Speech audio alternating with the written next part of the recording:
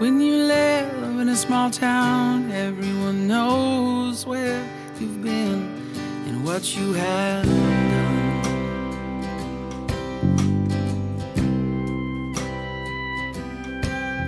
I've been trying to leave this old town since I... Welcome back. Thanks for joining us. I'm Zada. And I'm Kelly, and you're listening to Two Sides and the Truth. Hey, everybody. Sorry we're a little late this week. We were working around a lot of people's schedules, so we're just having to record whenever we can. So we appreciate y'all giving us a little bit of grace. Hopefully y'all aren't missing us too much, but here we are. We're here, and we got a little catch up today. So my catch up, and I'm very happy because I got my tattoo that I said that I was going to get, and I'm so excited. I got my hand tattooed. So, and I have to say, don't like that spot. Do not like it. Well, how would you score it out of 10? Is it a 2 out of 10? A 3 okay, out of 10? so on pain wise, so it really wasn't that bad pain wise, but like I have a high pain tolerance when it comes to tattoos, and I have both sides of my neck done, and those were very tender. So those were always like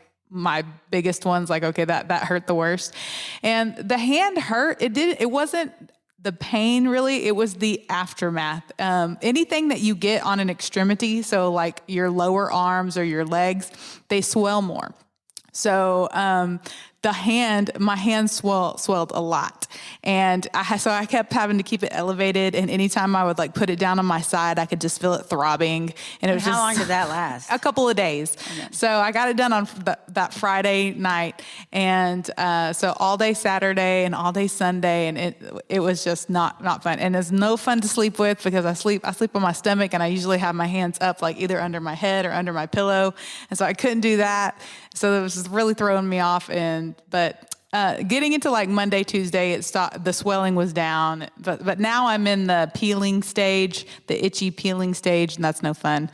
But you just have to keep it moisturized. You got to keep lotion on it. It looks good. So I really love it. I'll post a picture for everybody to see as well. But it was really fun. I went to so I usually go to Ink Masters here in Waxahachie, and I have been tattooed by just about all of the artists there. They have, a couple of that have come and gone over the years, but like Kyle is the head one of everybody. So I've been tattooed by him, and I've been tattooed by Chris Romero and Mike Wheatley and Cliff Wheatley. Well, oh wait. I don't think they have the same last name, but it's like kind of spelt similar. And then Stephanie and Patience. But this one I got tattooed by, his name was, what was his name? Charles Chapman. And he was I hadn't seen him before. He had seen me. He recognized me because I'm in the shop a lot, but I hadn't gotten tattooed by him, and he did a really good job. But they are sister shops with a Tattoo Guru in Waxahachie as well. And they are actually combining shops at the end of this month. So they're going to both be under the same roof. But I don't know where they're moving to. But if you if you want to go get in with them, like both of the numbers to Tattoo Guru and Ink Masters still work, but they're going to be combining shops and both be under the same roof. So that's going to be fun. I'm happy that they're all going to be in the same spot, but it was a lot of fun, but just not the funnest place to get tattooed. But now I'm glad it's over. I'm glad that my hand is done. You handled it. I'm good. It was just kind of the same way when I got my neck tattooed. When I got one side of it tattooed, I was like, oh my gosh. And I immediately scheduled to get the other side done to just get it out of the way. So, yeah. Might as well tear off a Band-Aid all at one time. Yeah, but it was fun. Got a nice little therapy session, and tattoos are very much my therapy. Right. And so it was and this year I'm bringing back, like I said, getting tattooed every month. So I'm really excited about it. Well, I can't wait to see how they work. I know. That's where I got my jambalaya tattoo. Oh, yeah? Also. Mm-hmm. So, yeah, nice people. They have a lot of really great artists. Anytime anybody asks me where I get my work done, which I've gotten it done a lot of different places I've collected over the years. And I have one main artist that I would go to. But anytime anybody locally wants a good shop, I always send them to Ink Masters because they have such good artists there.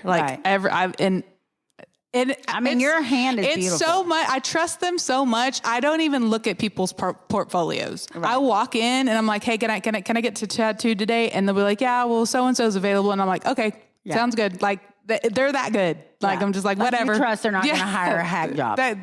Even the people that they have that are their apprentices that are learning, I've gotten tattooed by them as well. And they're so good. Yeah. It's amazing work. So they must know if you don't have a shop around this area, or if you're wanting to get a tattoo and you're just not sure who to go to Ink Masters. What was your first tattoo? My very first tattoo I have was a Christmas present. My parents actually got my first tattoo for me for Christmas, and is a scripture in Hebrew that I have down my back. And I talked my parents into getting it. My parents are very religious, and they were not necessarily for me getting tattoos. They didn't tell me I couldn't, but they were just like, we don't know about this. Are you sure you're going to want it? So my dad wanted me to make sure that I got something that meant something to me and that I wasn't going to regret. Right. And he wanted to make sure it got done well too. So he went with me to get a Hebrew to English Bible so that I could pick out and make sure that it was all correct and everything like that. And then I went and got, it was a Christmas present after I turned 18. So my first tattoo was my name, because I'm never going to get sick of me. I love me. I'm serious. I was dating my ex-husband at the time, and I was like, fuck that man. I might get sick of him. Yeah, I don't understand why people would get anybody else's name on. I can understand like a family member or something like that. Like it's got to be like your a memorial tattoo. It has or to something be a family like that. member that's died, and you know everything about them. Or it has to be a family member that no matter what, you would love them the same, like your parent. But whatever. Other than that, I could not get somebody's name tattooed on me. I mean, even me, instead of getting mom or my brother's name, I got jambalaya, because that's what makes me think of them. Yeah. But yeah, I agree. Yeah. And my ex-husband got my name. I tried to talk him out of it. He also has a massive Z on his arm, and he told his ex-wife it was because of the kids' names, but he got it before the kids existed. And then he got my name on his back, and I did try to talk him out of it, but he was not listening. And then he covered it when he remarried. She made him cover it, understandably. Yeah. I have one that I got covered up whenever I got married. Me and my ex-husband got our wedding date in Roman numerals. But I got it just on my wrist, not like up on the side of my arm, and so I just had it covered when I get a whole forearm tattooed. Yeah. So it covered it. Problem solved. So that's my only one that I've had covered up. Other than the jambalaya, all of mine are about me. I love me. And now I'm at the point where I have so many, because people are like, ask me like the meanings behind it. And like some of them do have meaning behind it. But some are so pretty. But a lot of them are just, I liked it. It filled in a good spot. Like, cause I fill in spots now, like to complete my arm pieces. So like now I'm just to the point where I like it, and I like the aesthetic. I like the look. And that's what it means, that it's comfort to me, and it means that it's therapy for me. So the actual tattoo doesn't have to have meaning, but the whole behind it is the meaning, the reason that I'm getting it and what it does for me. And I like the fact that I like the way I look covered in ink. Right, yeah. So it doesn't tattoos, you don't let people like nag at you, be like, oh, you need something that's super meaningful. I mean, yeah, it's nice when it's meaningful. Your first tattoo does not have to be tiny. No, it doesn't. I tell everybody that was the biggest mistake I made, is that I wanted a bigger tattoo, and I let the tattoo artist talk me out of it, because and I just felt like the work would have been better bigger. I felt like they couldn't do the detail they needed to do. Yeah, it's true. Go with your gut. I should have gone bigger. But that was also like 1993, and back then girls didn't get tattooed often. It's true. There were like 3 tattoo shops that I knew of in Dallas. Like it was small. Now there's like, you throw a rock and there's hit 3. 50 of them. It's crazy. Isn't it crazy? There are so many now. I can't say that I did anything too exciting the last week and a half or so since we recorded, because we've had this weird weather. So I've watched a lot of TV and movies. I did go last weekend, the night you had your tattoo. I went to Zoe's best friend. Well, she invited us for the whole day, but Zoe's not great at communicating, so I didn't take off not knowing it. And she did all her bridal shopping for her dress, and she didn't find it, but she thinks she found one. And then afterwards they did dinner, which we met them for in Dallas, and we did dinner, and I was the only mom. It was me and Amaris, her best friend, and Amaris's best friends. almost all of which went to high school with her. There were, I think, 2 girls out of like 10 that were not like junior high or high school best friends. And then Tyler, Zoe's boyfriend from high school, that's the gay guy that I loved so much. Like, I loved as a kid. And he brought it up the other night. Remember whenever you were like, who's that gay kid? Like, how'd you know? And I was like, how would anyone else not know? He laughed so hard. I love this guy. I love him. And I told him, I was like, he's engaged as well. I was like, I'm definitely going to your wedding, whether you plan to invite me or not. I will be Zoe's date, or you can just send me an invitation. One way or another. And he was like, you're in. And so I got to go, and it felt so good. I was the only mom. Like, the fact that I got to be there and be part of it, and it just made me feel really good. And then you're the cool mom. It's not even that, because I don't think I necessarily am the cool mom. If you are the one that they invite, you're the cool mom. I guess so. Your definition of cool might not, I'm the one that loves them unconditionally. Yeah, and I think that a lot of parents my age and older make the mistake of putting rules on love. Like, you're not allowed to be gay, or you're not allowed, whatever. And I love them no matter what. And not only do I love them no matter what, but I love things about them that other people find a problem. If them, I love these kids. I do. And they've grown into such amazing adults. And they're like 26, 27 now. They're not kids anymore. Mm-hmm. And so we had a great time. And on the way there, I was telling Zoe that I don't remember, I think it was Facebook. I could be wrong. Could have been TikTok. Somebody had posted this "Am I the asshole?" thing, and they went through the whole thing, and it was stupid. It was just stupid. And I think I talked about it in the last one we recorded. And the lady was like, I feel sorry for your children. You're a bad mother. Because they were like coddling these kids. And I was like, okay. And so I don't care what a stranger on the internet thinks. But I'm telling Zoe about it on the way to this bridal thing in Dallas. And I was like, yeah, this is what happened. And they had like these twins, and they weren't calling them by their individual names. The mom wanted to cut someone out of the family Christmases. And I just think that's stupid. Like, not everybody is going to remember every family member's name. And some people just call twins, and they don't mean anything negative about it. Like, it's just not that big a deal. You're reading too much into it. Yeah. And this lady like just attacked me, and I'm a horrible mother, and my kids must hate me. And so I'm telling Zoe about it, and I'm laughing about it. And she was like, as you take your daughter to her best friend's bridal fitting, and you're the only mom invited because they love you so much. And I was like, yeah, that's what I'm saying, Zoe, is you can't take the internet seriously. Yeah, you can't. Like, I can't let them tell me what kind of parent I am, because my actions are what speak for me. Yeah, you have no idea what kind of parent I am. Yeah. That's really the only thing kind of exciting I've done until today. Dun, dun, dun, dun. What's today, Zada? It's my birthday. Woo woo. I'm 21. Happy birthday, Zada. 21 plus, I think, 28 years. Yeah, who's counting? I don't know. Not me. Not me. I lost count. Yeah, today's my birthday. And last night my kids upset me. And they just upset me. They just were not being on their best behavior. And it's kind of set the weekend off not as happy as I wanted to be. And then this morning I wake up and I still wasn't happy. Like, there was still the same issue. And so we had decided to have a luncheon with the girls. So we had a little lunch. That it made me so happy to know. It got me through last night. It got me through this morning to know that I was going to spend the middle part of my day on my birthday with my favorite people. And I did get to do that. And then tonight, Rick and I will go to dinner. And, that'll be good and everything. We got to record, whatever. We got to do all these things. But that's really, everyone's like, what are you doing for your birthday? Because I do normally do things. Mm-hmm. But my thing this year was we're going to do a girls' weekend, but I'm combining it with Erica's birthday in February, so it's going to be a different weekend. Yeah.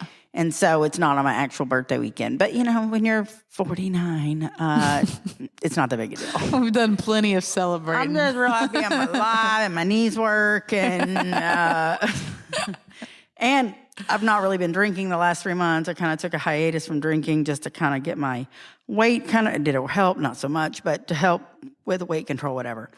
And so I did get to have birthday drinks today, and I had some the other day because it's my birthday week.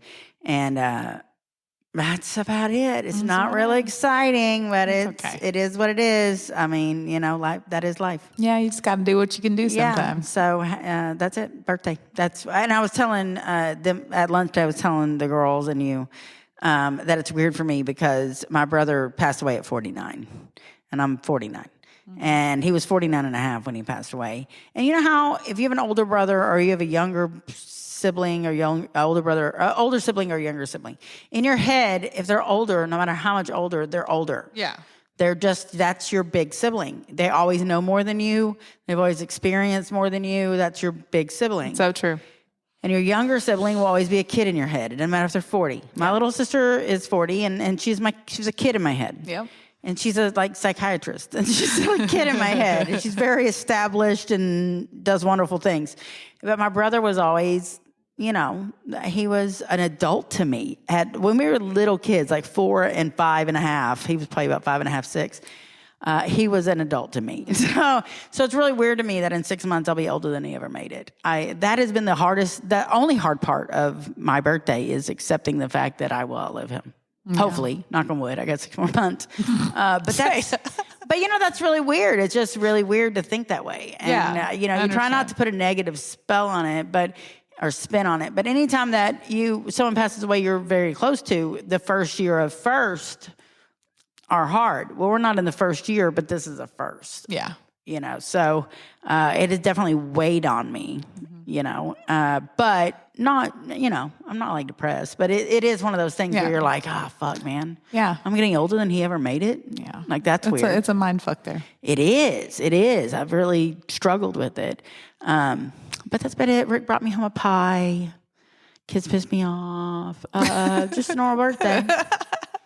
I try not to. I don't really overthink the birthday situations, but Zaylee has always had a difficult time on birthdays. It tends to become about her, and there tends to be some kind of tension, and she doesn't mean to do it, but it happens. And that's kind of what happened last night. And I just was like, it's going to be every birthday for everybody for the rest of our life. Really? And I did say to her, okay, it's a birthday again. You do realize that this is what's going on. It's not your birthday today. Today she was like, I'm sorry. I'm sorry I did that. Yeah. It was your birthday. I'm sorry. I was like, bless her heart, Yeah. What are you going to do? So I guess we'll just go into that because it feeds what we're doing for birthdays. Yeah. And so we had the luncheon today with, our best friend. So Erica came and Mary came. If anyone's ever heard me or Kelly talk about the girls' weekends, Erica's the one singing at the beginning of the podcast. Yeah, that's our girl. That's our girl. And Mary is and Erica I've known since I was 5. And Mary and I have been best friends since like 7th grade when I met her. And then our friend Danny joined us and his roommate Darren. And Danny and I have been friends since junior high as well. I talked about how him and Mary, my ride or dies when I got divorced, and they got me through the divorce. Mm-hmm. And then Kelly showed up, and some random cats, and Mary brought a dog. So it was wonderful. Yeah, it was a party. So we had lunch today, and they were like, we got to get into recording because of the schedule stuff, and then I'll have dinner with Rick. And, that's really it. It's weird how your birthdays change as you get older. Like, I don't even care. Rick was like, do you want to go out? Do you want me to grill? I was like, I don't really care. I don't really, I want to have my girls' weekend with my girls. I want to have lunch with my girls, and I will be glad to see you, but I don't really care what we do. It's not about what you're doing. It is about who you're with. It's very true. And so that's kind of the extent of it. But one thing, I've always posted on Facebook, kind of even before the podcast, kind of using it as a blog, I guess, which is probably what kind of got me started on, or how it helped me get on podcasts to begin with, is I like to tell life stories and make fun of myself and learn from myself and help others with that. Yeah. So when I looked through my memories, on Facebook, they have all these memories and you can go through them and see what happened on this day in whatever. Mm-hmm. Well, because I've always been so active on Facebook, I always have a lot of really funny memories, whether it be a picture or rather it be, a post that I put, whatever. And so I had 2 posts that I put out on my birthday, one 8 years ago, so 2016, and one 2 years ago, so a month after my brother passed away, almost to the day. Mm-hmm. And so the first one, 8 years ago, I would have been 41. And right? Yeah, 41. And which to me is old hearing it, but now I'm like, man, I was young. Motherfucker. I got 1 year left in my 40s. That's fucking insane. I feel 18. Well, that's good. Yeah. That's a good thing. It is. Like, physically, sometimes I feel my age, but mentally speaking, So I wanted to read a little bit about what I put. And the first one, the one I did in 2016, was somebody had asked me, actually, it was an employee I had at the time, asked me, what advice would I give to my 20-year-old self, if I could speak to her, about myself, not just in general for everybody, but I think that everyone in general could probably learn from it. Because some of these things when I was 20, I just don't care who told me, I didn't believe them. Yeah. So that's pretty much how you are when you're 20. Yeah, you just have no clue. You know the best. Yeah. So the first one was, trust your gut. It's usually right. Mm-hmm. The second one was, your mom knows more about your life than you know, and you should listen to her. Yep. The third one, don't get married before you turn 30. Oh my gosh, I wish somebody would have told me that. Me too. Somebody probably tried, but I didn't listen. We don't listen. I know for a fact Mary told me that, and I didn't listen. Number 4, protect your credit. It's a bitch to fix. Oh, man. Number 5, take care of your body. You only have one. YOLO. Number 6, take care of your teeth. They really will fall out. See number 2 again, which is your mom knows what she's talking about. Number 7, kids need 2 parents. So pick your spouse pick a good spouse for your kids' sake. Mm-hmm. Because I really think people should, I didn't say this, but what I meant by that was you need to filter, if we got divorced, what kind of man would be raising my kid? Yeah.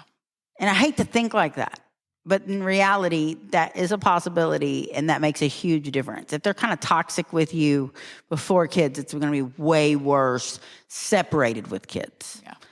Yeah. So people need to think ahead like that. The other one is travel, and then travel some more. Number 9 is keep your high school friends around. You will never be able to replace them. I will say that now that I'm older, I don't think it's just high school. I think when you have somebody you have that relationship with, like you just feel it, then that's who you keep with you. Number 10, take a stand. Don't back down. Fight for your rights and fight for yourself. Number 11, sex is great, but not with just anyone. It's always best with the person you love. Number 12, tell your loved ones you love them and tell them often. Number 13, don't stay in a toxic situation, whether it be a job or a relationship. And I know a lot of people stay in toxic relationships, but I think more people stay in toxic jobs. Very true. And your job, you shouldn't hate life because of what you do to pay the bills. Mm-mm. And you spend so much of your life doing that. Right. You spend so many hours of your life at that You're job. investing yourself. You really need to make sure it's something that feeds and builds you up. Yeah. Even if you hate the job itself, like what you're physically doing, if you don't hate the place you work, it can make the difference. But nobody should work and hate life. Have fun and be fun. That was a big one for me because for years I felt like I needed to prove everybody wrong, and I wasn't just like my mom. My mom was a lot of fun, but she was also a lot of trouble at times. And I tried so hard to be perfect, so I wasn't like that I robbed myself of having fun often. And so I have a lot of regrets trying to prove I wasn't like somebody it turns out I'm very similar to. And I really love what I'm similar to her of. So that was all of the ones from then. And then 2 years ago, I made another post. And I think I was inspired by the first post. I think I looked at my memories and I was inspired. And I'll probably do another one this year because now I like them even more. But this is the one from 2 years ago. And it was like, it says, okay, y'all, year 47 starts today. I feel and act so much younger than I am. But now when I look in the mirror, I see a new Zada. She's older and wiser. She has learned from so many amazing people. She is unapologetically a mess with a purpose. And I really do think that suits me. Mm-hmm. And so I just want to impart a little wisdom I've learned over my nearly half-century mark. Number 1, you don't have to be perfect. It's okay to fail. It's okay to own it. It's okay to make mistakes. You're allowed to have fun. Oddly enough, this was and this kind of goes back to what I just said from years ago. You can tell it weighed on me when I read the one from years ago. You're allowed to have fun. Oddly enough, this was a big lesson for me to learn. My closest friends growing up know how I was so afraid to not be perfect. I didn't allow myself to be young and fun. Again, you're allowed not to be perfect. Yeah. Keep your friends. Trust me, when the time comes and your children are grown and your partner is gone, you will need them. When you lose a loved one, you will need them. When you need advice, you will need them. Number 4, success isn't found at the bank. It's found in your heart and soul. If you wake up and don't look forward to your daily life, change it. Get a new career. Get a life you love. Don't allow others to steal your joy. I'm not for everybody, and that's okay. The only person that has to love me 100% is me. Number 6, be a good parent, period. There's just no excuses. Number 7, support your community. It takes a village. Number 8, find joy in small things. You don't have to take a trip to Hawaii. A good float in the Frio is just as awesome. And that was my advice to 20-year-old me. Yep. And I wish 20-year-old me had had somebody say that. Pretty sure I would have ignored it. Yeah. 20-year-old me would have ignored it too. I probably would have ignored it. But I do think that if I had an older sister giving me the advice, I might have been more likely to listen to it. Because when Joel gave me advice, I tended to listen to it, only because he never had a negative heart towards me. He was always out for my best good, and I trusted him with protecting me. I think that if I'd had an older sister who could have identified more of my issues that were going on as a girl, I would have listened to her. So I kind of think if you're an older sister, or if you're a godmother, or if you're just like that cool aunt, you're the one they're going to listen to. Yeah. They're not going to listen to mom, even though mom knows more. I do feel like that's the case. And so most people listening to us are probably that cool aunt or that older sister. I mean, there's some moms, obviously, but this doesn't have to be what you can teach your kids, because your kids are only going to listen so much. This is something that you can teach. And it doesn't have to be my advice. I mean, obviously, take your advice. Yeah. I almost think everybody should write themselves a letter like that to put themselves in check every few years. Yeah, because when I read it this morning, and obviously I can tell by the second one that I had read the first one years later and really thought about how that affected me 8 years later, or 6 years later, I think was the case. Now we're at 8 years later.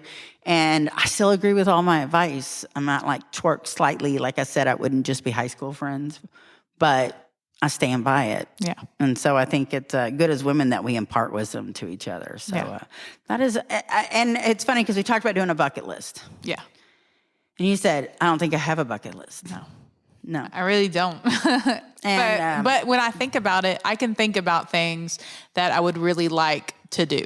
I've always had things in the back of my mind that are like, oh, maybe one day. So that is a bucket list. It's just not something that I've actually written down and start working down it. But I mean, it's never too late to do that. Yeah. And just like one of your things that are you didn't get to be young and fun. Right. You still have time. You don't have to be just young and fun. You can be older and wiser and still be fun. Still make mistakes, still learn from things, still get a little wild. My 30s made up for it. My 30s were a lot of fun. I made up for all the fun I missed. All the fun you made it between 32 and 37. I fit a lot of shit in there. But I still get. I mean, I don't consider myself. I don't even consider you as old, but I feel still very excited about my life. Yeah. Even though I'm not in my 20s, I'm happy I'm not in my 20s anymore. Same. I'm so happy that I get more excited with age. And I understand that age can have a lot of negative connotations with people, but to me, I've never viewed age as a negative. I've always been drawn to older people because I just see it as such an amazing thing. Age to me, being able to get older, to me, that's a blessing, and it's wonderful. I view it as leveling up. I've always viewed it as when you get to a new birthday, it's like you leveled up. You're at a new level at this game that a lot of people never even get to. You're at a higher level than me. I want to get there. I want to get that mushroom. I want to get that, whatever. Yeah. But so to me, that's how I see it. And I get very excited about years to come and getting older and still having time to do things. I honestly feel the same way. I really would not go backwards. Now, are there aspects of being younger? Yeah. Would I love that skin? Would I love not having lower back sciatica pain? Yes, I would love all that. Not being menopausal. But I wouldn't go backwards in time. And I'm really happy. Yeah. And I just feel like I'm really happy I'm happy. Yeah. It took a lot of work to be this happy. That's true. I think about that too. It was because I go to bed thinking about my next day and I'm excited. I always get excited thinking about the things that are coming up. And I love feeling that way. Right. I love, because I haven't always. There's been times in my life that I dreaded the next day. And you're still going to have days. Yeah. But for the most part, I'm really excited about my life, and I'm excited about the things that I get to do. I'm excited about my relationship. I'm excited about my job. I'm always looking forward to things. Yeah. And I love that I'm in that place. And I'm in that place because I did a lot of hard things, and I learned some lessons, and I left bad situations, and I put myself in better ones, and I don't settle for things, and I don't make excuses for people, and I don't make reservations for people anymore. Right. And those are hard things to do. Yeah. But when you do them, you go to bed you go to bed happier at night, and you wake up happier in the morning. Mm-hmm. Yeah, I agree. And your partner, you tend to be the best person for your partner, and that brings out the best in your partner. Typically, not always.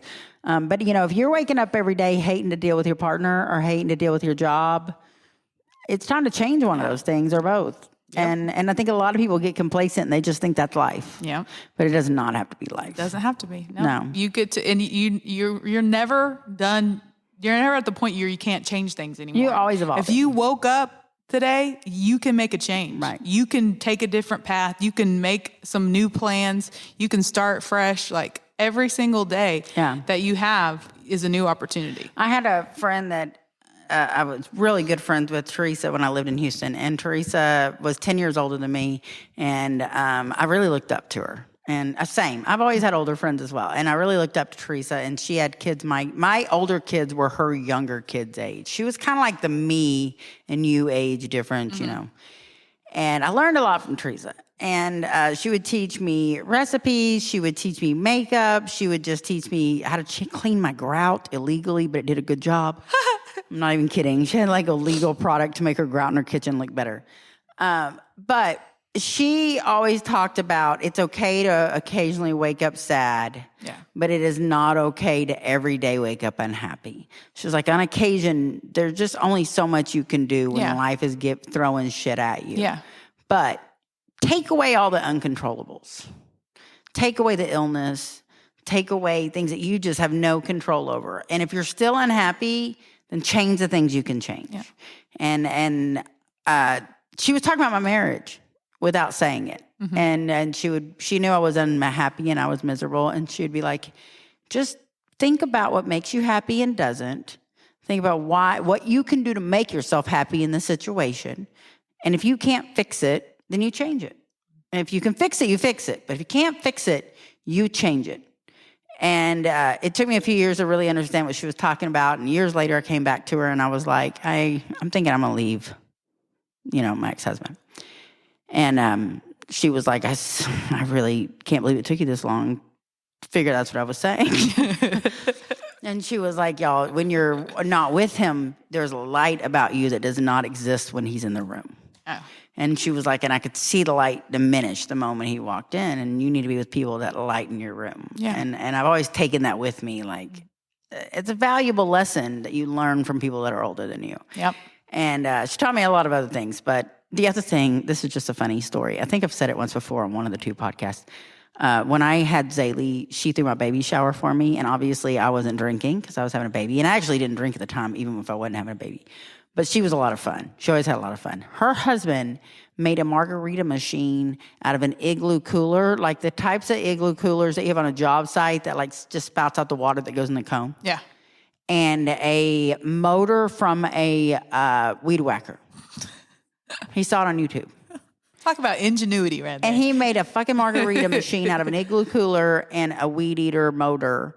And at my baby shower, we had pink margaritas with blue sugar on the rim of them. I didn't drink any, obviously, made out of that thing. And it always makes me laugh when I think about it. I was like, that's freaking brilliant. I love a handyman. I do. Yes, I do too. And the funny part about Teresa was she was 10 years older than me. She had 2 kids from her first marriage. Dad's not in the picture. She remarries her second husband. He's 12 or 13 years younger than her. He was like my age or younger, like around my age. And then they had a set of 2 kids, which were my older kids, like best friends. And I just thought they were the cutest thing together because she was like obviously older and in charge. And he was a man's man. He was a man's man, but he was like, yes, ma'am. What do you need next? And he raised those boys that weren't even his boys. That's good. The moral is there's good people out there that you can watch and learn from. Yeah. And that was just someone that came in my life that I watched and I learned from. And I think that we all have people, and they don't even have to be older than you. No, they don't. I mean, I've learned from you, so, and you're quite a bit younger than I am, but you can learn from anybody. Yeah, if you want to.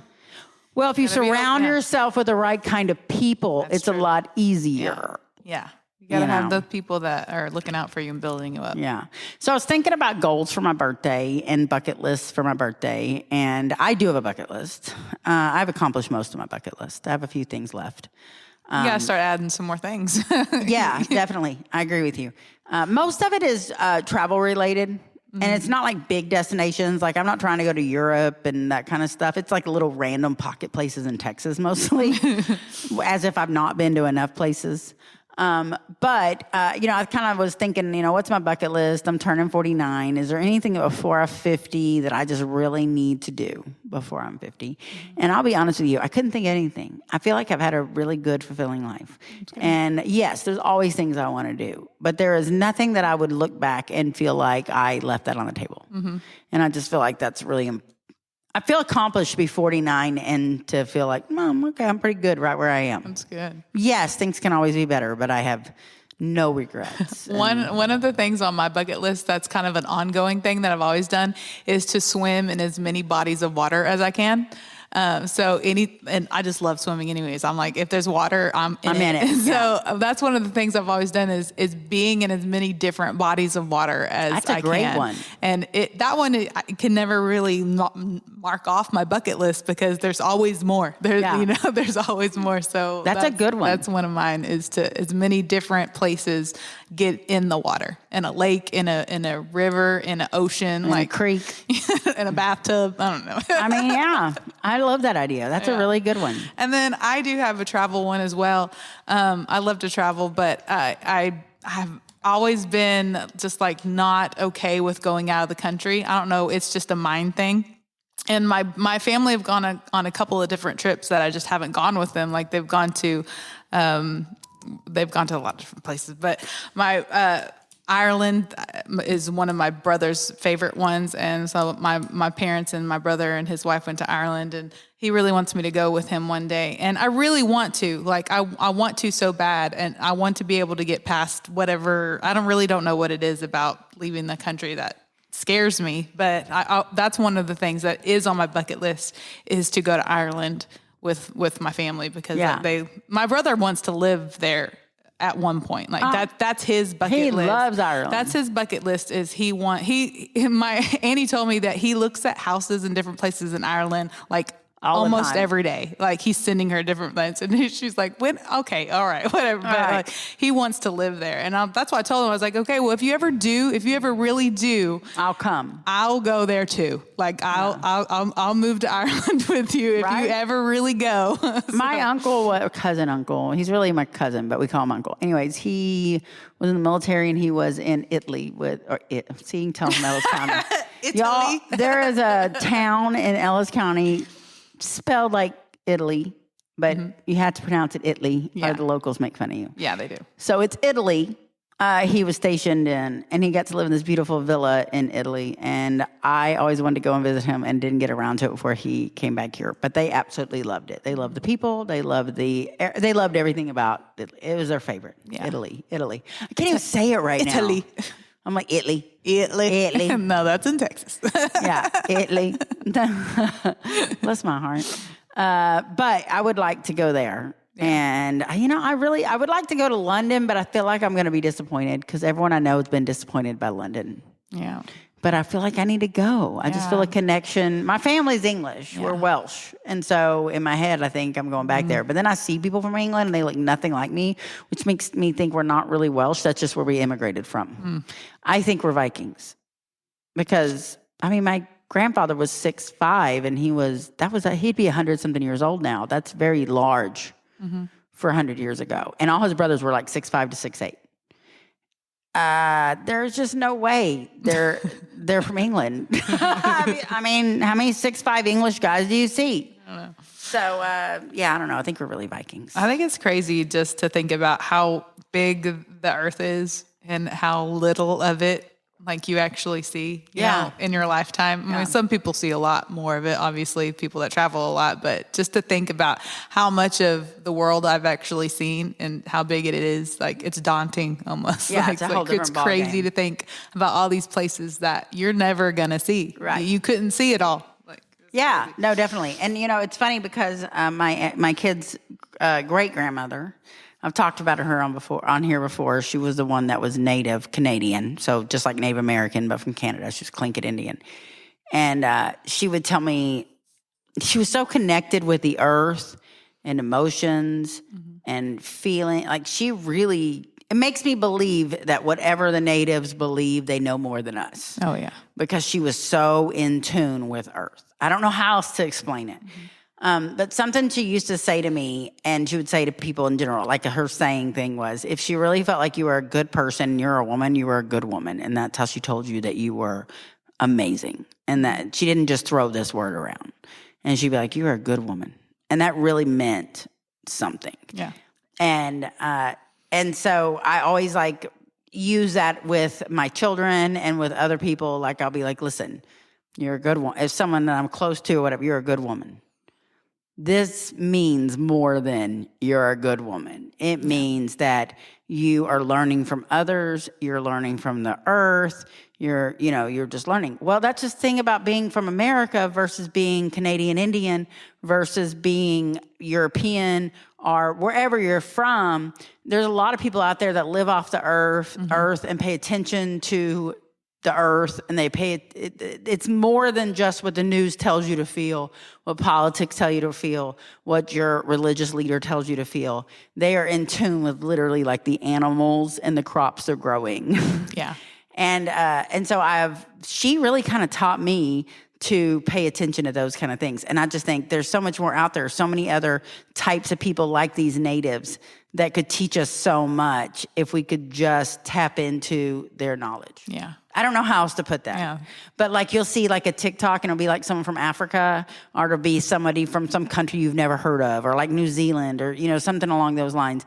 And they'll tell you the craziest things. You'll see a video where they're doing the coolest thing ever, and you're like, this is just a different world for me. Yeah. They're living in the same time, the same place. They're waking up every morning just like I do, and they're getting up and doing such a completely different thing in a completely different mindset. Mm-hmm. Imagine if instead of judging each other, we just chose to learn from each other. Right? I mean, it sounds so simple, but we can't do that. No. We're like, nope. What I decided I thought the first time is how I think, and I will never change that, and that is who I am. That's the way it is, and if you think differently, you're stupid. Yes, and that's what my dad told me, and that's what my preacher told me, and that's what my husband told me, and that's what my teacher told me, or whoever it is that they trusted to tell them. But there's just so much more knowledge out there that really even the best teacher didn't learn. But you can always learn from someone else. Yeah. And I think that's also a part of like being my age, is that I realize now that I have to open my eyes to more than just what I want to believe. Because I think sometimes, you're taught, a really good example is ain't, the word ain't. Okay, so when I was growing up, if you use the word ain't, my mom was going to lose her shit on you. Ain't is not a word. You sound uneducated. That you like, she hated it. She absolutely hated it. So I did too. So you are not going to catch me use the word ain't. It was not going to happen. My whole time growing up, country is shit, man. Put into school because my accent speech, because my accent was so thick no one could understand me when I moved from the hill country to North Texas. Like, I'm in Texas still, and they're putting me in speech because my accent's too thick. But I knew ain't was not acceptable, and I would not use it. And then as I got older, and I'm talking 30, I was like, ain't makes sense in this sentence. Ain't is the right word. Ain't puts it in perspective where you realize this is just a real conversation among friends or family, and it's not keeping up airs. And I think when you protect your speech to protect what other people think of you, you're putting on airs. And it's okay with your friends and your family to be able to just communicate in a regional communication. So it's kind of like when you have somebody that's black and they have to change their vernacular. I've gone blank on the word, vernacular. Yeah. When they have to change their pattern of speech to suit their audience, there's a word for it. I've just gone blank, but there is a word for that. And I think it's the same thing sometimes for country people, where they're going to have their work voice and then they're going to have their real voice. And I think not using the word ain't was my mom's way of protecting me and giving me, proper speech so I'm not judged. But at the same time, she put it in my head that I was judging other people. Yeah. Because they were using ain't. Yeah. And the other day, I said y'all, whatever. And Zaylee says, Dad said not to use the word y'all in a sentence because it makes you sound uneducated and it's not a real word. It's a real word here. I said, listen, I don't know where he heard that. But I'm going to tell you something right now. Y'all are my children.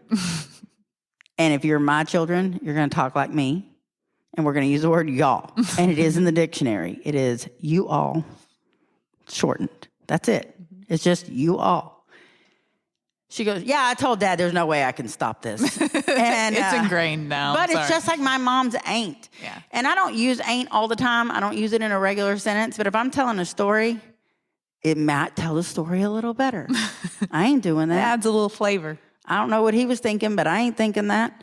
I get it now, So again, with life, you learn not to be a judgmental. I mean, some people go the opposite direction. They become more judgmental. They become more closed off minded. Mm-hmm. That's the last thing I want to do. I don't care if when I'm dying, I can't complete a sentence because every word's a made up word.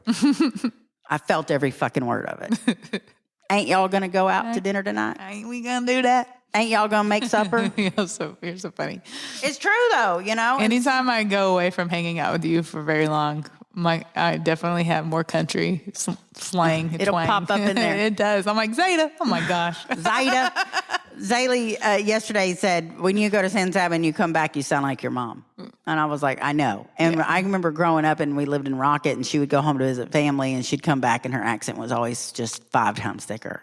And I loved it. She'd come back and I'd be like, that's Mom. That sounds like Mom. And then she moved home and she had that thick accent all the time and I loved it. I loved every inch of it. And yeah, I'd go home, I'd pick it right back up. I was slurring. How'd you get here through San Saba? I went through Goldthwaite. So funny. I love it. Anyway, so what else we got? Is there anything else? We got a birthday talk, and that's it. Yeah. I mean, that's all that's going on this week. That's all that's going on this week. Right now, we're running into a little bit of an issue with recording because, like we mentioned at the beginning, because we're having to work with schedules with Al. Someone has to let us into the studio, and the last thing I want to do is bug Al. Yeah. And they've had some change of staff here, and there's not always someone here with the key to the studio, so we kind of have to work around them. So if for the next few weeks it's a little more sporadic than usual, it is because we are just trying to be graceful and, give grace and just be the last thing that he has to worry about. Yeah, that's very true. So if it is a little bit late, that is why it's a little bit late. We're going to try to make sure we still have content for y'all as soon as we much can do as it. we can, but and like we want to have guests, but whenever you have to last minute it to work around someone else's schedule, it makes it a little bit difficult. We have like 2 or 3 people we're lined up to talk to, but we're throwing this together at the last minute. Yeah. So it is what it is. But we do have some fun stuff coming up because it is going to be February. Mm-hmm. And what are we doing in February? February is going to be the month of love. The month of love. We're going to talk relationships and love. Relationships of all kind. Yeah. So if y'all have anything in particular y'all want us to discuss, or if there's, we got some good ideas. I put them on Facebook the other day, and I did get some good ideas, and we definitely made notes of those, and we plan to discuss some of those. Or if you have a love story that you'd like to share with us, absolutely. That would be nice. Yeah. Or a lesson on love. Mm-hmm. There's lessons out there to be had. Oh, lots of them. Yeah. Let us know if you got anything that you wanted to share or you wanted us to discuss or any, topics, whatever the case is. Yeah. But other than that, we're going to celebrate the Big 4-9 and be out of here. Yeah. And Dante's birthday's tomorrow. Oh, yeah. And Dante's birthday's tomorrow. We're twin flames, Dante and I. He's going to be 44.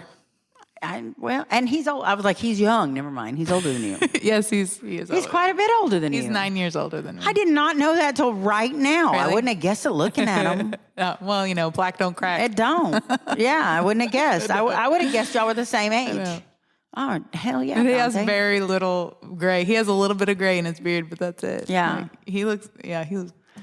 My cat Obi came in the house today, and as he was walking underneath me, I looked down, and I got him when he was 3 or 4 years old. They weren't sure, and I've had him for 8 years, and his little ears are getting gray hair. Aww, he's an old man. I was like, he's such a distinguished gentleman. He's old and wise. He is old and wise. And then he just kind of flipped me off and went and got his food. But yeah, I didn't know Dante was 44. So what are y'all going to do for his birthday? Well, nothing. He wants to stay home. He doesn't might go to Chili's. He doesn't have to work, so he's happy about that. And so it's on Sunday. We'll go to church, and I'm like, okay, well, we're at least going to just go out. We always go out to eat after church anyways, so we're going to go out to eat. But right. He's not a celebrator. He doesn't celebrate himself. He never does. That is Rick too. So. And I'm like, just because you don't celebrate yourself doesn't mean I don't celebrate me. Right. He did get this morning. He got up this morning and went downstairs and was going to make his coffee. He always makes his coffee, and he makes himself a really big like Yeti of coffee to go. And he went downstairs, and somebody last night had made some coffee and kind of made a mess in the kitchen. And it is my pet peeve and his. Like, don't let me wake up to a dirty kitchen. Don't you do it. So he was that's kind of what his and my issue was. He was griping about it. Well, he has now decided he's going to get his own coffee maker to put upstairs, so he doesn't have to worry about them messing with his coffee. Nice. And then he's sick of there never being any milk, because Zoe and Daly are milkaholics, and we go through with so much milk. We have 2 refrigerators currently, okay? He left this morning and went and bought a used refrigerator to put in the garage so he can hide his milk. He bought a milk refrigerator. It's getting serious. He bought a refrigerator specifically. He's going to put a padlock on it? He said that. He said, I have never in my life thought I'd need a padlock for milk. I understand. I know where he's going with this. So when I left the house, he was cleaning out this fridge so he could plug it in and start his new life of living in the garage.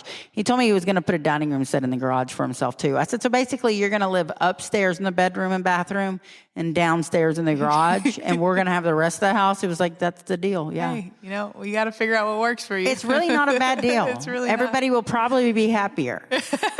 So, yeah, he's 2 steps from having a dining room table in the garage. That's so funny. Bless my heart. Okay, so last time we had some questions that we went back and forth on answering. And I have some more for us to do today. So you're there, and they're just questions that about your best friend, like that you should know, or maybe you know. I don't know. Okay, yeah, I remember. So you can pick a number between 1 and 20. 11.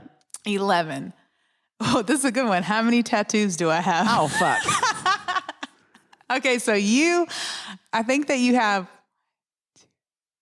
4? I do. Oh, that was good. Okay, how many do I have?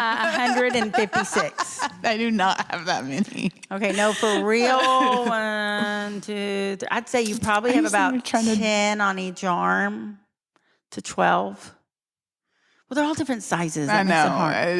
I'm going to guess 48. I don't think I have that many. Really? I think I have 39. I was close. But I lost count. Some of them are mushed together. I know. I was like, this one, my forearm one, it's a whole, it covers my whole forearm. Technically it's one piece, but I got it in 2 tattoos, so I counted as 2. But that's still it's a trick question. I don't know. It is. That was hard. I couldn't have won that one. I set you up for that one. Yeah, next. Okay. Do I pick the number again, or do you? Yeah, you can pick another number. A 9. Who is my celebrity crush? So for you, Miranda Lambert. Definitely. I don't know that you... Or Dolly Parton. Dolly Parton. Yeah, Miranda and Dolly. You're absolutely right. If it was going to be a guy, Tyler Childers. Oh, man. Yeah, all day. Yeah, I would guess Tyler Childers for you. And... Okay, so I'll give you a hint. The octopus. Oh, The Rock. Dwayne Johnson. The Rocktopus. The Rocktopus.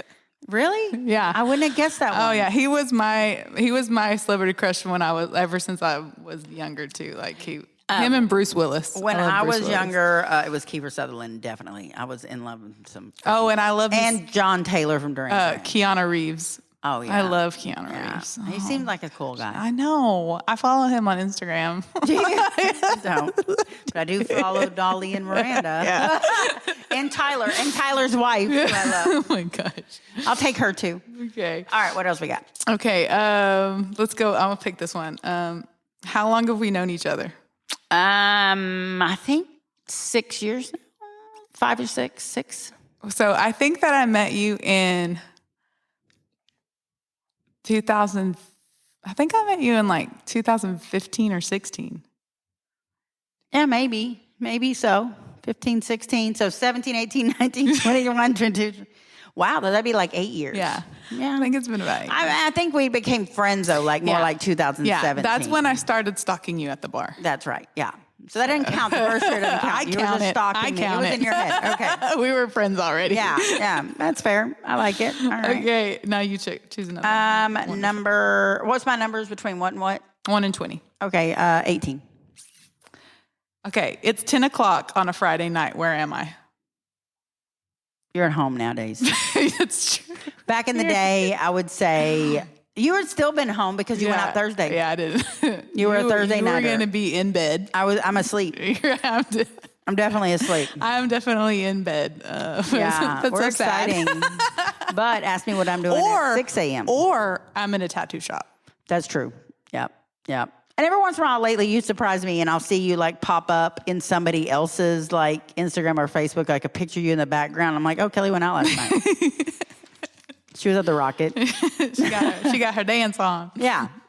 Throwing out my back. That's right. All right, so let's do another. What, number 7? Lucky number 7.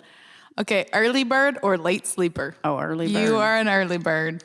You are a late sleeper. I'm a late sleeper. Today, when we were talking about times to get together, I was like, 11 a.m. because we had to record. So I was like, let's have lunch at 11. And Erica was like, you mean breakfast?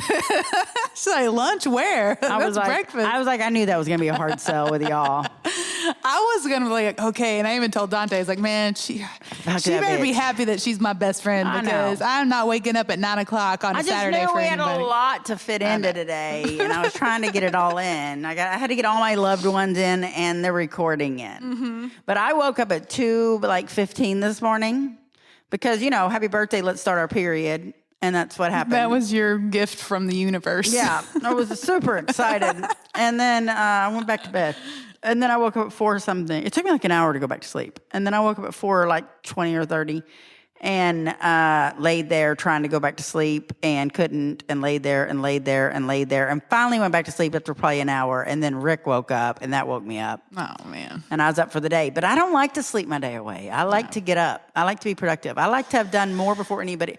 By the time you woke up this morning, I had gotten up, showered, cleaned up the kitchen from somebody else's mess, moved some clothes over, gone out to eat breakfast, came home, dropped off Rick, went to Target, and you probably woke up when I was in Target. Yeah, probably. Because that's when y'all text. Yeah.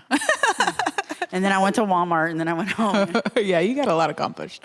I like to do a lot. All right, this one, number 1 reason I'm running late. You? You're just going to run late. But your hair and makeup. Okay, yeah, probably. Yeah, we just got to expect it with you and Erica. Yeah, that's true. For you, it's your kids. It's my kids. Definitely, hands down, because I don't give a shit. I'll just roll out and go. I did struggle today, though, because I've been in a fight for jeans lately. I've put a hole in all my jeans because my thigh rubs together because, thick thighs. Yeah. And so every pair of jeans I have but one currently have a hole in the thighs. And I have been looking, but I'm 5'10", it's hard. And that's why I went to Walmart and Target. And I go to Target, and the lady is like, can I help you? I said, yeah, do you have any shirts that are like a whole shirt? Like a top and a bottom? Yeah, like the whole thing? Like, can I get the bottom connected to these tops? And she started laughing. I said, I'm serious, because women my age have the most disposable money for clothes, and we can't fucking find them. Mm-hmm. I want a whole shirt, and I want some jeans. And I don't understand why these are advertised as 1990s. It said literally 1990s slim cut. There were no slim jeans in the 90s. What are you fucking talking about? There were no slim jeans in the 90s. That didn't happen until early 2000s. Yeah, so true. We did not have slim jeans. Lies. And I'm telling the Target girl y'all need to this. get somebody on y'all's marketing team that was actually like a teenager in the 90s. so that they knew what we were wearing. Yes, and so I say we like I was a teenager in the 90s. Yeah. Well, then I'm walking around, I'm getting aggravated, but I did have the entire department laughing with me, and customers as well, but I bought nothing. I left Target ready to buy something to wear, and I left without a single thing. That has to be the worst. That has to be the absolute worst feeling ever. It's frustrating. So I go to Walmart, found all kinds of shit at Walmart, found some jeans. I found some boot-cut jeans long enough. They're not perfect. I can't wear them with my boots. But I can wear them with some bands. How horrible you can't wear boot-cut jeans with your boots. Can you find boot-cut jeans? On, it's man. so hard. No, it's ridiculous. It's stupid. That's all I wanted were jeans to wear with my boots. And I got them home. We're just like, oh, you found some. Because I put them on and they look cute and they look like they were going to. I was like, no, these aren't going to be long enough. And he was like, yeah, they're to the floor. I was like, not when I put my jeans on. And then once I wash them. That's what I hate too. I could never find jeans that are long enough to wear with actual shoes, like any kind of boots and of course not heels. Like, of course not. No. And then he's like, oh, you could just wear them like a capri. I said, when was the last time you saw a woman wear capris? Right. That's under like, 60. Why? The fuck? You want me to wear capris? No, with sir. Boots? With boots. Oh my God. Obviously, we don't take our fashion sense from Rick. No, and because all my jeans have holes in the thighs, and I'm not a jean person anyways. I'm a dress person, but it's been cold, so I've not been wearing the dresses. So every day when I get dressed, I get pissed off. Like when I get off work, I have work clothes, but then I get home and I want to change. I wear the same fucking thing every day. I have 12 pair of black leggings. One of them will work. Yep. I'm going to wear black leggings. That's my wardrobe right there. I have 10 of the same black tank top. You know, the tank top I love because it's long. I'm going to have a black tank top. And then I have a revolving 4 sweatshirts I've cut the neck off of. They're all gray. Or black. Yeah. There is a black one in there, but they're gray or black. Dark gray if they are gray, almost black. Yep. And that is officially my uniform lately. Yep. And it's not like me to wear it dressed like that, but I am frustrated. I can find no jeans. And we're going to have to solve this problem. Well, then Rick's like, well, put the boot on. Let me see. I put the boot on. He's like, no, that's going to be fine. I was like, no, it's not. It's not long enough. And he goes, well, put the other shoe on. So I put my Vans on, and he was like, oh, yeah, that does look better. And he's not a Vans person, but he's like, I agree. I see where you're coming with this. I was like, do you see my problem? He goes, you want to wear my jeans? I was like, yeah, because that's going to fit my ass. Yeah, that's going to work. Your ass is inverted, and I have enough ass for 4 people. So this is not going to work. No. Not to mention the fact that you have no stomach, but whatever. So anyways, I did find some jeans. Do I love them? No, but you got to own some damn jeans. It's horrible. And you can't order that shit online. No. I wonder if we can go thrift shop and see if we can find some. It's hard enough in a store to find them I know, but you never know. You never know what you're going to find. Yeah, you could find it where one lady died and there's like 8 pair of her jeans that are your size. That does happen. It does. Sorry for your death. But thank you for your jeans. But thank you for your jeans. Yeah, and hopefully she didn't wear out the fucking thighs like I do. That's the problem with my age. None of them make it to resale because their thighs blow out. Yeah, they ain't got no thighs. It's ridiculous. Do you do that? Every fucking pair of jeans I've ever owned. I don't wear jeans. I mean, occasionally you wear jeans. Okay, but I don't wear them. You don't wear them enough to wear the thighs out. But I know, I do have a pair. They were my favorite pair of, they were skinny, ripped up black. The black ones, I know them, yeah. They were my favorite, and they You did do that to them. I still wear them, though. Well, they got holes all over them. Yeah, so it's like, who knows? But I'm like, I just wear. I'm like a 49-year-old mom. It looks a little weird when you do that. They're like, bitch. And that's what I was telling Rick. I was like, we can't make mature women clothes. Like, what? I know. I don't want to look 60, but I also don't want to look 20. Maybe that's what we need to do is we need to start a brand. Clearly. We need to start a thick girl country brand. Ooh, I like it. It'll have a little bit of rock and roll too. Yeah. Edgy style. You'll be in charge of that. All right. Put that in the books. All right, we'll write that down because we have all the time in the world. Yeah. Lord, we haven't come up with a T-shirt yet. But yeah, we'll get on that. We need a financial backer for these ideas. We got the ideas. We need a financial backer. We really do. Yeah. All right. Well, the goal, let's add that to our bucket list to come out with our own line of clothes. Writing it down right now. We're going to need a good name. Yeah, we'll work on that. I don't know what it's going to be. Rock and Ho? No. I just came up with that. That was quick. You're so good. I was like, rock and roll, rock and ho. Okay, I like it. Fits us so perfectly. I got so. We're not hosts. No, not anymore. Retired. I'm just kidding. I was never a hoe. On record. On that note. Thanks. Y'all have a great week. No, I'm kidding. I think that's all I got. You got anything else for us? We're good. All right. Well, happy birthday to me. And thanks for Kelly for coming out. Happy birthday to Zada. Kelly came up with a second gift, too. I did, man. I'm killing it with I know gifts you this are, year. and I am fringing out. I'm going to be the cutest fringe really girl you've are. ever seen. I know. She's giving me so much fringe and necklaces. I'm wearing the necklace now. And the way that we tied it, it's longer than my dress, and I love that about it. It's so cute. I love it. It is cute. Like, that's a little... I knew that was going to work perfect on you. Yeah, it's perfect. I love it. So join us again next week. We will have another episode, and we'll be talking about love. Love. Or we love to hate you, as Erasure would say. That was a song back in the 90s. Well, that's all for today. Thank you for joining us. Maybe come back next week and bring a friend. Yeah. And remember, there's always 3 sides to every story. 2 sides and the truth. Bye. Bye, y'all.